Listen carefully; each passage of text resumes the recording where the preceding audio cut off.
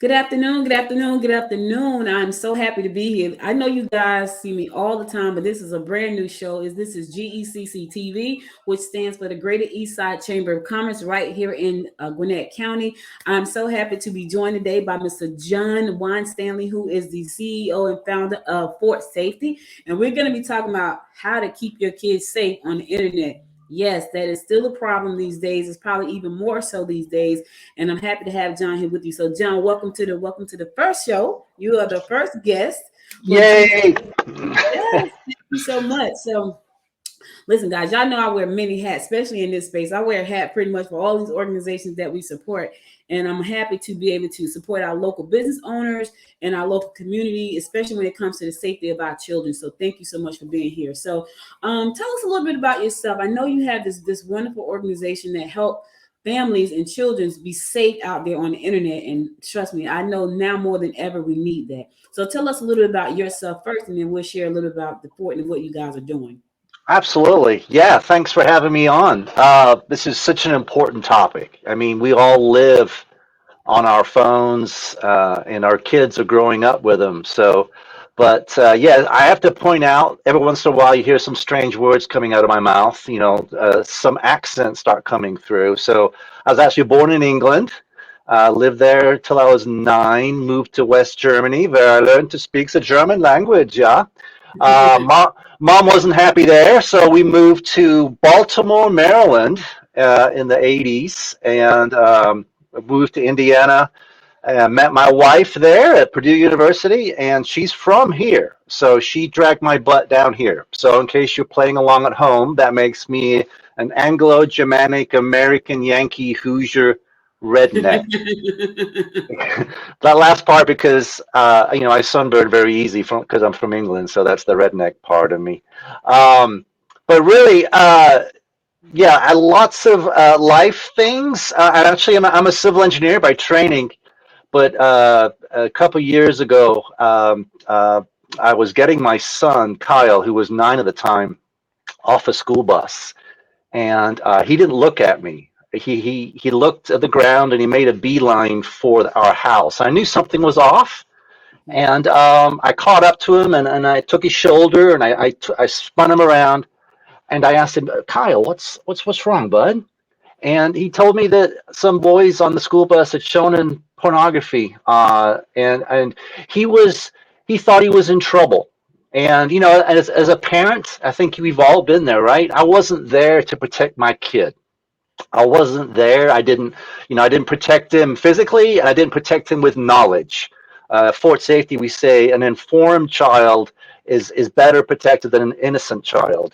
If our kids have the knowledge, if they have the words, the phrases, the habits, you can protect them online. And I channeled that frustration and I did some research. And Audrey, it was no one. Now, this was, my son's 20 now. So that's 11 years ago. And still to this day, no one really is helping parents navigate this issue. And I'm still, mind blown about that. But good news, Fort Safety is here. I was encouraged by folks around me, friends, to start this nonprofit. We're a nonprofit, and our mission is very simple: protecting kids and strengthening families by shining a light of awareness on what we do, see, and feel online. So that's it in a nutshell.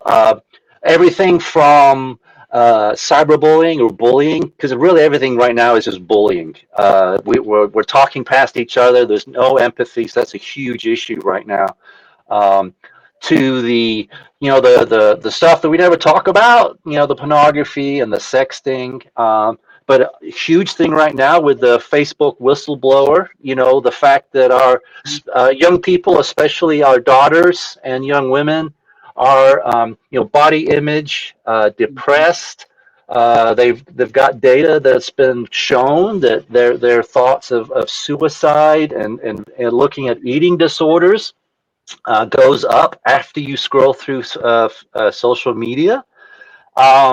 So that's it. So we help schools, churches, faith organizations, or community organizations start the discussion with their crowds on how to protect kids and strengthen families online. So, and oh, by the way, I know my last name is a doozy. That's why I typed it up there on the screen. But it's a small town in northern England, and it's pronounced Winstanley. But trust me, I've had it heard, pronounced 50 million different ways, and everything works for me. Just, it's all good. Did I say it wrong? I thought I said Winstanley. Did I say it wrong? Uh, the wine Stanley was what I got. So, which is, Oh, that works too. One of my biggest hobbies is finding a bottle of wine that's less than $13. That's one of my hobbies. I hunt for that kind of stuff. So I'll use that one too. That's all good. So. I want to make sure I get people names right because I remember one time, John, there was a woman, her name was Stephanie. So, most women named Stephanie, you call them Steph, Yeah. hey, Steph. She's like, that's not my name. And I was like, oh, Oh, sorry. She straight told me that's not my name. My name is Stephanie. And I was like, I'll never forget that when she told me that. So I try to make sure I get people names right. So oh, absolutely. Wednesday. But thank you for letting me know that because I want to make sure that I want to get your name right. I got a question because this is when I was reading about everything that you're doing with the children, right? My question was, and my thoughts are, parents. I feel like parents need an outlet because they spend so much time themselves on the internet. Mm-hmm. Can they really be constructive in helping their children with the internet itself? Because I see a lot of parents who will put the kids to the side and they're like this or like this. Right. It's like they have an addiction to and a lot of them are probably worse than the kids sometimes. So what do Mm-hmm. you do when you have parents who are addicted to the internet so much that to the kids become second, like you're second. I got to get to the internet. I got to see what's happening on Instagram. I got TikTok. What do you do? What do you say to those? Because I feel like it's more of that now, and I feel like that's one of the problems with protecting the kids because the parents are so enthralled in what's happening on the internet. Right. That's a great question. And I'm 50 years old, so I'm a Generation X. So, internet came along, my first job basically after college, and then the previous generations, the millennials, they were giving a phone when they were kids, but now the iGen or whatever it's called now, they did grow up. In fact, they were pretty much raised by these devices. But now the millennials are having kids of their own. So I, as a speaker on the stage or in these workshops, I can no longer say, we didn't grow up with these phones because those millennials are now the parents and they have Mm-hmm. kids. And like you said, if they don't have their cell phone with them, they feel like they're missing an appendage, right? It's like someone amputated their arm. Yes. So well, our workshop, our internet safety workshop is called Alert. It's an acronym, and I'll spoiler alert. The A, which is very unique to our the way of looking at it, it stands for accept. Before you dive into any kind of computers, filters, VPNs, habits, all that stuff, we have to accept. And it's not just the kids, it's the parents. Mm-hmm. Just like you said, parents, you need to accept that just because you messed up in the past doesn't mean that precludes you from giving your kids advice now. Um, you have to accept that you are part of the internet safety solution. So, like you said, like an alcoholic telling a kid, don't touch alcohol, but the kid sees them drinking every night. Mm-hmm. It waters down that admission, right? Just like you said. So the big thing for parents is we teach a family centric internet safety solution, which is unique in the marketplace. Because normally it's kid centric. The kid is the one who gets the filters. The kid is the one who have all the rules. And the kids look at me now. Might have messed up, but they're like, "What am I, a criminal? Why do I have all the rules on it?" So what I teach the parents is how they take their kid, look at them eye level, and go, "What's on the internet isn't safe for mom and dad or grandpa either." So we're all going to put these things on our phones. We're all going to have those rules. Anybody that comes in our house is also going to abide by the rules. So the kid knows what's on the parents' phones, the parents knows what's on the kids' phones, and the wife knows what's on the husband's phone, and vice versa. And it becomes a family-centric thing. And I pause at this moment and I go, do you feel that feeling, everyone? That's the sense of control coming back in your life. Because I can see people's eyes going, oh, that's awesome. Mhm. Because no longer are we all hiding behind our screens. I mean, you parents always want to know, how do I bring up these topics? Well, do what world gives you. You know, there's a scantily dressed woman in the checkout aisle on the magazine cover, or you're driving down 75 to Disney World, and there's this billboards, all of them like, we bear all, right? We're Mhm. driving in our cars, assuming our kids all of a sudden lost the ability to read, but they're reading those billboards. Bring them up, Mhm. and they're Yeah. so smart. Like, who do you think works there? What would make someone work there? Do we still love people and accept people that might work there? What do you think? You know, stuff, and then just be quiet and listen to what our kids say. And they're so smart, and they're finally. It's like, oh, I get to talk. And that's the other thing, Audrey, is it's not about more technology.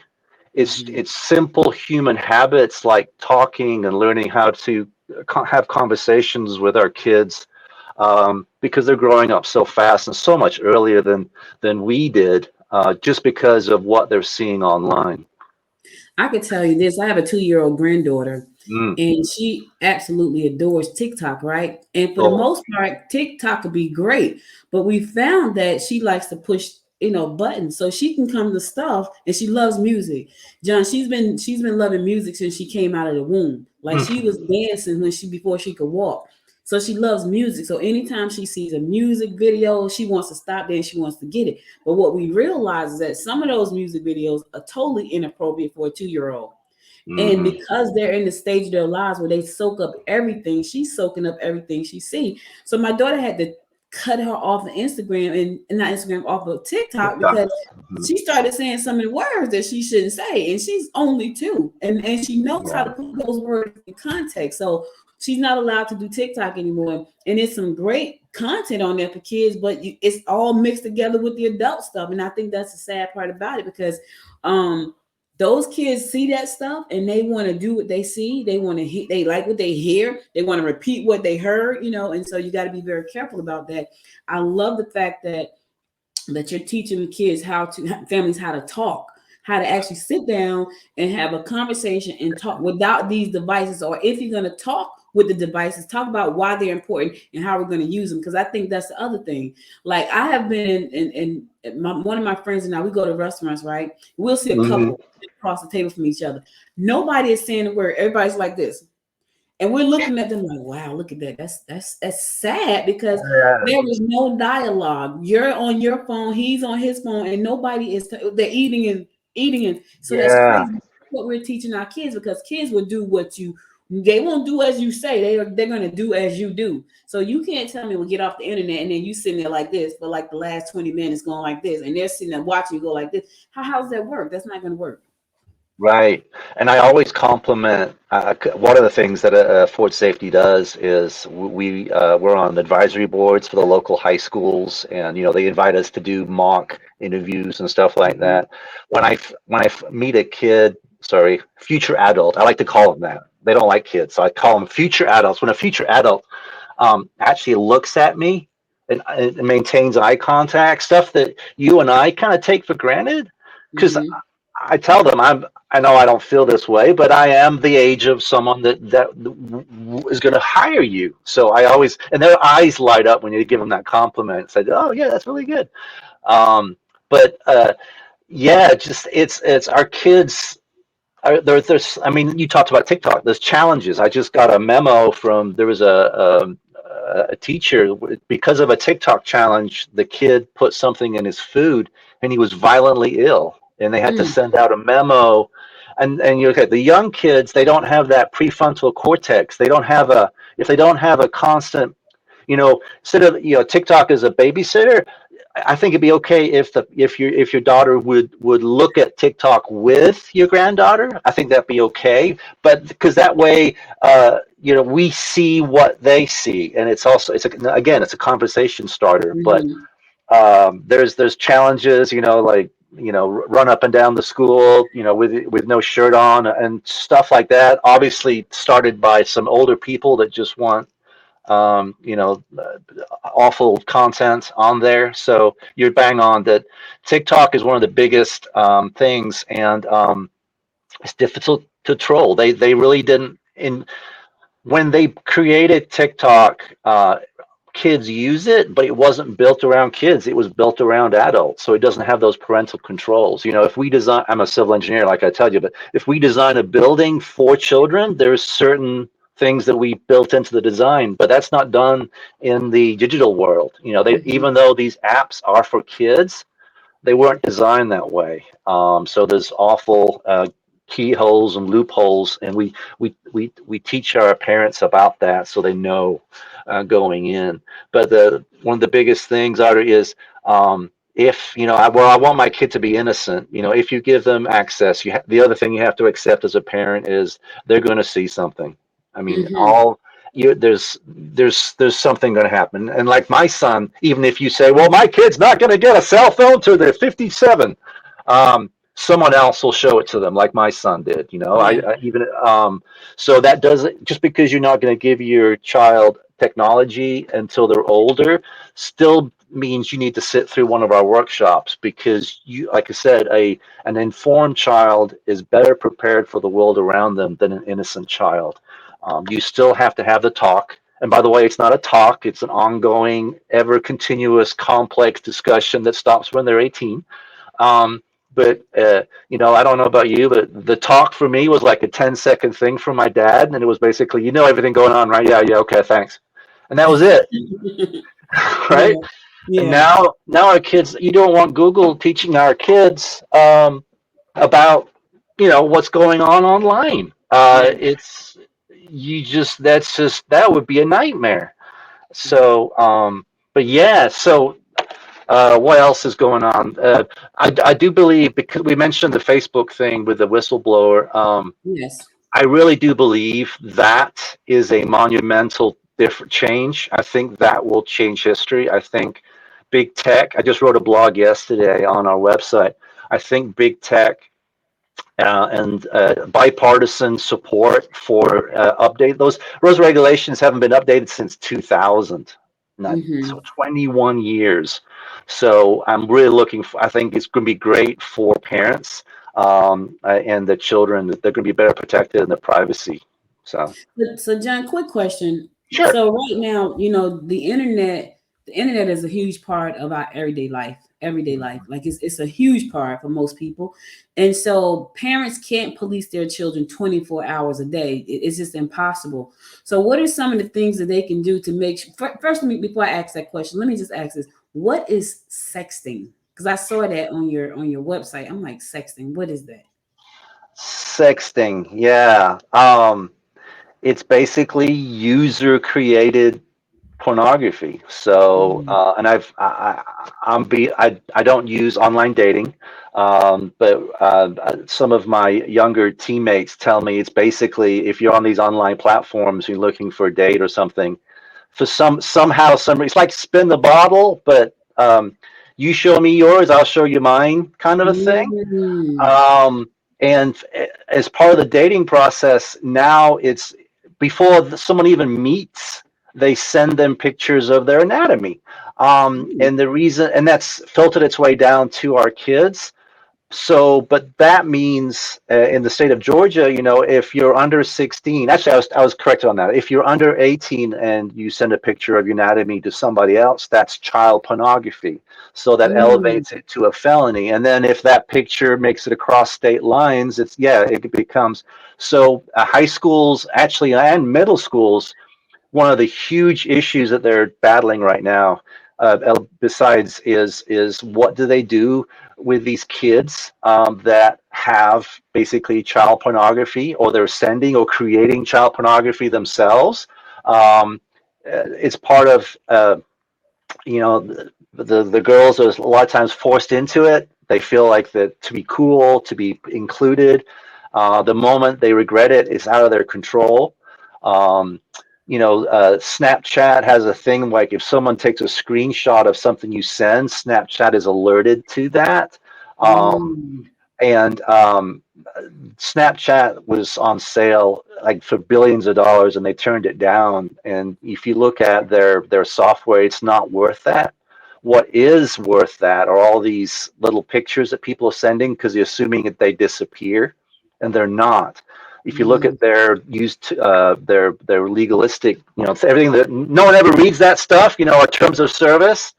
Snapchat moved their server farms into Canada so that police can't get to them anymore, and all those pictures people are sending they think are disappearing are stored on those servers. That's what's worth billions to somebody. So people don't realize that that's what's going on with Snapchat and other ones like that. So but yeah, we're working on a program right now rather than because these kids, because they send a sext, the school systems are prosecuting them, so they get a record for, in my opinion, screwing up once. I mean, we were all there. We all did stupid things as kids.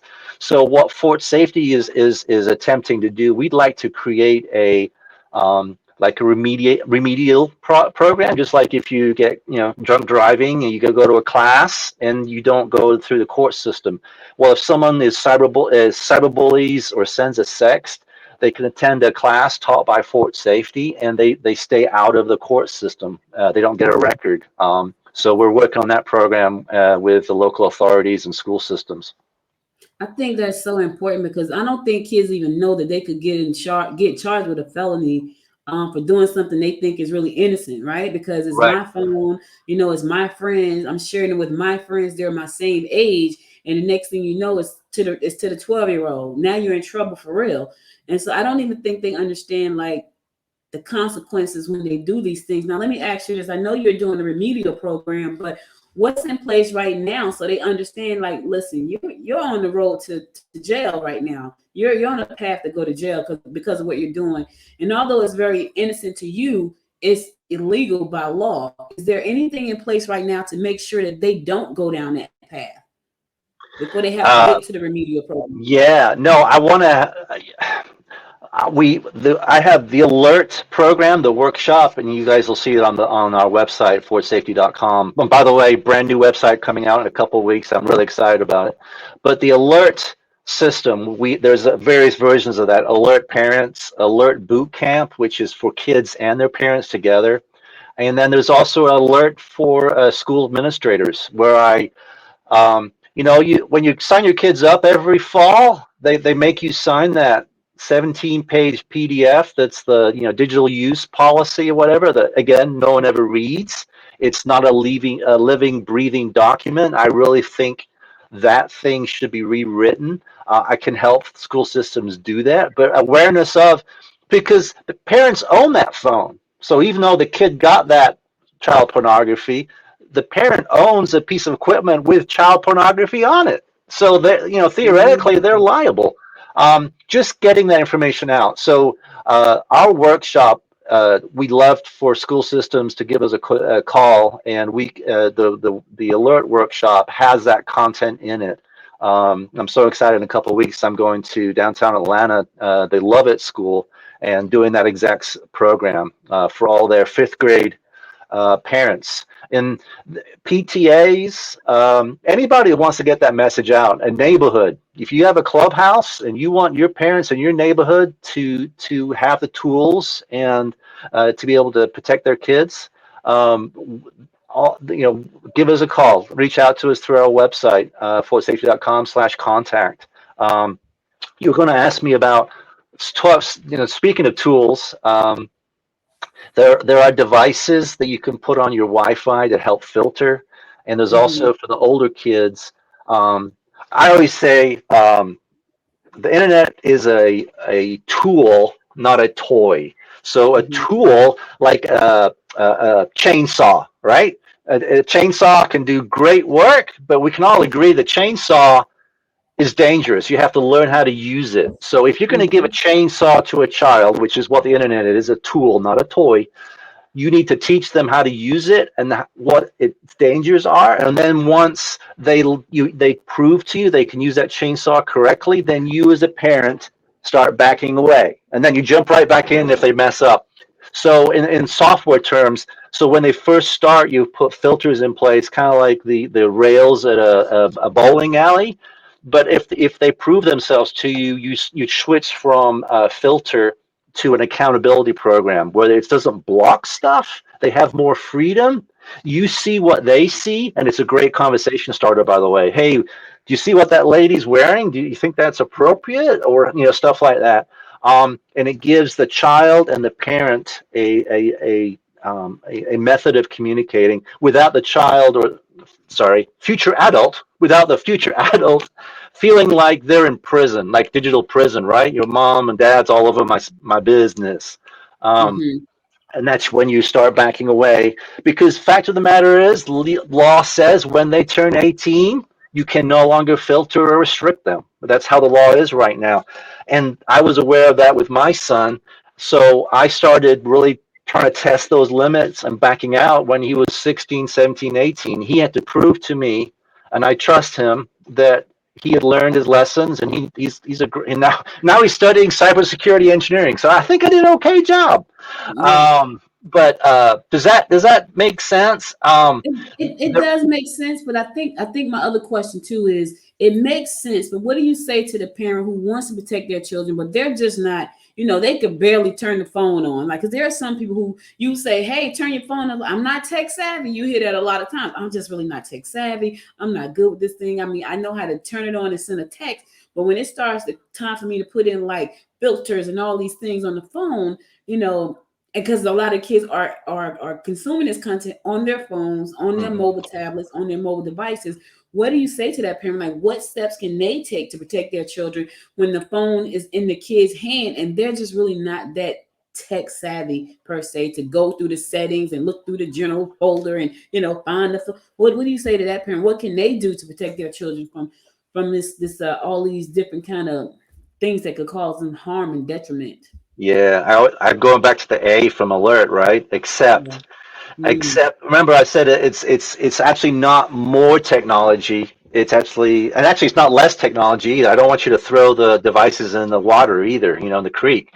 Um, but the one of the really frustrating things in our industry is the plethora of devices and filters and VPNs, and some work with iPhone, some work with Android, some don't work with either one, some work on your router. Some are cloud-based, some are physical. Every time an update comes out, something messes up. So what we've done is we've vetted all those products out there, and we've chosen, so you can still shop and get some good deals, but they are super user friendly, and there's videos step by step that you can use. For instance, you buy something called Bark. It's a little box that plugs into the back of your router. It comes with an app, but it's got a little barcode on the app, and once you take a picture with your phone, it just takes off from there. So it's super easy to install, and it gives you the peace of mind. The Bark product we recommend. It's one of our resources on our website. Gives you insights. It doesn't tell you what the child said on a text. It says, "Hey, discovered some.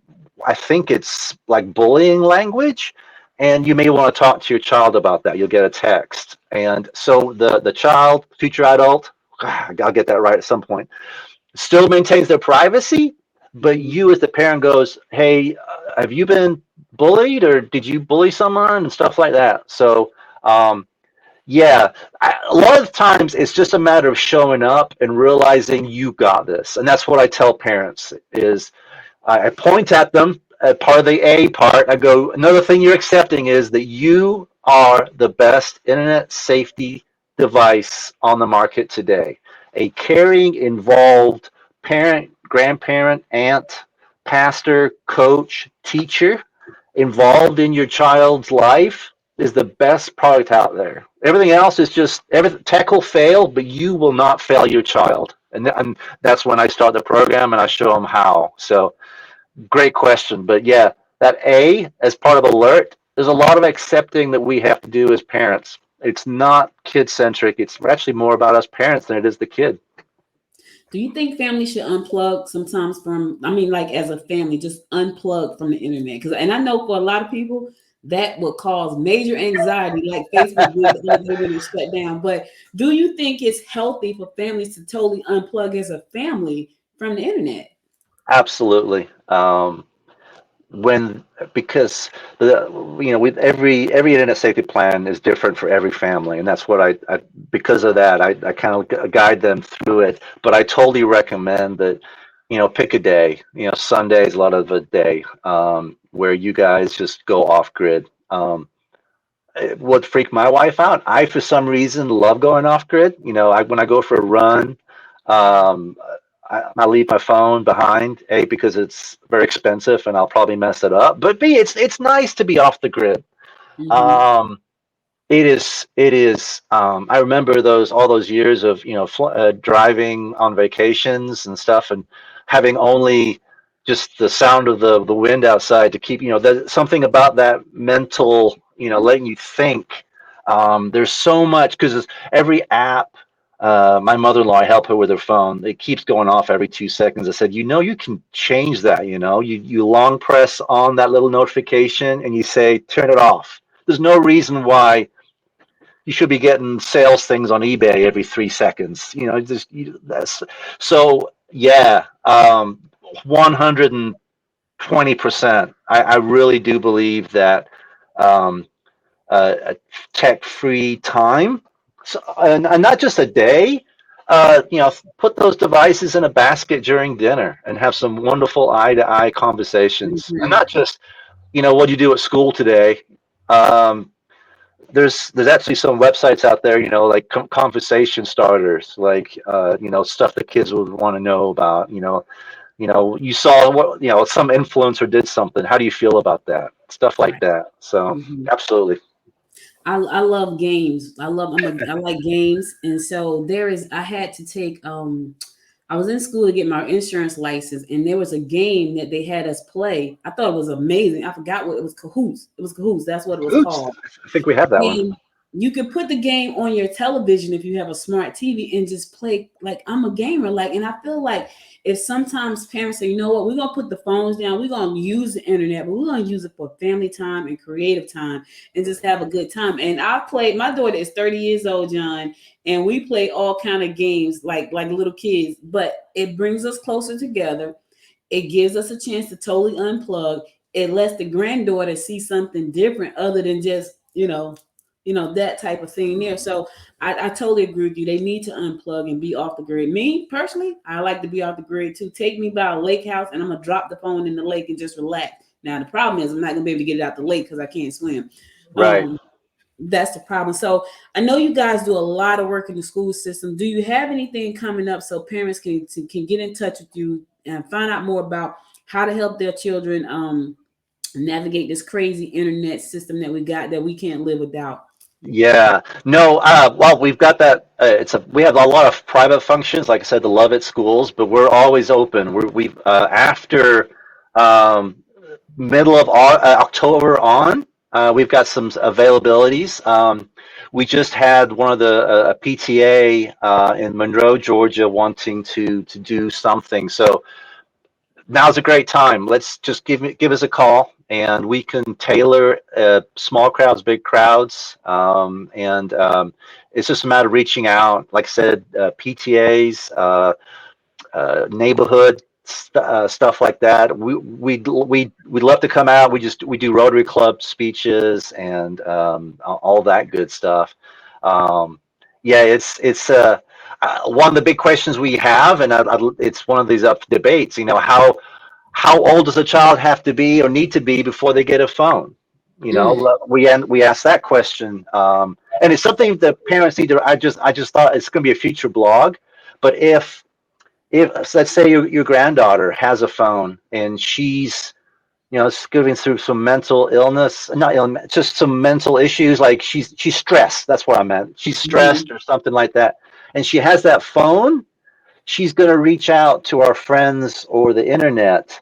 Whereas before we didn't have that, and we would have probably walked down to our parents' bedroom and asked for advice. So by giving a phone to a child, you may be creating a path where they don't come to you as much or all for help. And Mm. that's the kind of thing that parents need to understand. Yeah, they're going online. Like I tell you, it's so funny because we always talk about Google. Like the first time, think about when you go to the doctor, right? If you feel anything, your fingers is hurting. The first thing you do is go to Google, look up my pinky is hurting and the joint on the, and you go and somebody has put something in Google about that part of your finger that's hurting. So people are going online, but kids are doing the same thing. Mm-hmm. They have their friends, they have their, their resources that they're going to, and they're not coming to their parents, which I think that's hurtful, because I feel like your parents love you. They're going to give you the best advice because they know you and they love you. But I don't think they see it that way. And now I think that's because they're just not mature enough to understand that. And speaking of that, how old is a good age to give a kid a phone? Because I've seen 6 years old, they have phones, so what is Yeah. the age? So that is the fact of the matter is, we used to be talking to high schoolers, and the last couple of years we've been talking to middle schoolers because, and now we're actually looking for someone to help us write an elementary school curriculum. Because first graders are getting the hand-me-down iPhones and they don't have any filters on them, and they're exposed to everything. So now we're having to, you know, figure out ways to fun, interactive, yet make a point to teach elementary school students how to be safe online. There's a movement out there. You can find them on Instagram and all that about wait till eighth is one of the Mhm. things. I hate to put a number on it because, quite frankly, Audrey, I've seen some 18-year-olds that shouldn't have phones, and I've also met some 9-year-olds where I go, you could have a phone. Your child, future adult, the best, and that's what I tell parents that, like you just said, it's a matter of how you raise them and the maturity is. But whatever age, if you're going to give them a phone, you have to, like I said, you have to tell them about the dangers. You're not protecting their innocence, but they need to know about predators. They need to know about, you know, uh, phishing attacks and how they can, people will compliment them as a way of trying to control them. They need to know that. If you're going to give them a phone, you have to be willing to have those conversations. And if you're willing to have that with a 9-year-old, go ahead, give them a phone. But I would, I would strongly, think about that first. All right, all right. Yeah. But I know because on all the statistics say the first exposure to adult material is 13, 11, something like that. But like I said, my own son and others are telling me it's more like 7 or 8. Wow. So yeah, so we need to, like, again, start the discussion, and it's an ongoing discussion, and it needs. I mean, there's great books out there. There's a book called Good Pictures, Bad Pictures. It's a picture Mm, book, and it's for parents to sit down with their kids, and it goes over, what's a good picture. Pictures of where they're covering up the same things we wear at the beach. mhm. Um, and good pictures, bad pictures, and what bad pictures do to us, and what the child should do if they see something bad, run, tell someone, stuff like that. So there are resources out there, but we have to make it a priority. And I think as parents, that's a no-brainer. We live on digital worlds, but you've got to help your kids know how to navigate those digital planes. Wow. Thanks for sharing that resource. Good pictures, bad pictures. Listen, I'm sure it's on Amazon somewhere. So if Yes. you have not heard of it, you heard of it today and going over to Amazon. Yes, Amazon is not paying John and I. However, your kids' safety is important to both of us. So get on over to Good Pictures Bad Pictures on Amazon. So John, I want to thank you so much for taking the time to share this great information with us. And again, tell people how to reach out to Fort Safety. Now, let me ask you this. If there's a mom's group and they wanted you to come out and just talk to them and their kids, is that something that you guys do as well? Yes, absolutely. We designed the alert workshop to be that flexible. And it's, again, with a new website coming out, it's going to be awesome. And I'm really looking forward to it. But yeah, fortsafety.com is our website, and it's easy. We're on all social media, and it's simply at Fort Safety, just all the same word. Um, and it's like a spoiler alert. We're actually going to create an internet safety hotline as part of the new website. So I'll give you the number right now. It is 803-620-3477. So you call that number. It rings on our phones. It's not a human 24/7, but we will get back to you. But you ask any internet safety questions you might have. And who knows, I might call you up and ask you to be part of a video blog or something like that. We can talk about how to protect your kids. So John, give me that number again, 803. 803-620-3477. Yeah, we'll probably put it in the show notes or something like that. Be great. But that's in the comments. Let me see, can I get it inside the show right now? Let's get it over here. There it is. Look at that. There it is. You're like Batman, got all the tools. So that's awesome. Thank you. But yeah, it's either my best idea or my worst idea. But I'm just going to throw it out there. I just said, no one has this. No one's doing this. But let's have an internet safety hotline, because I know parents just need, and I want to know what's going on out there. We're only as real and as insightful as the information that's going on right now. So by having that hotline, I'm hoping to keep my hand on the pulse of internet safety out there. All right. Well, thank you so much for being my guest today. And I hope that parents will take a look at this video and share it with friends and families to keep their kids safe. I know we can't live without our phones, guys. I know it. But here's the thing.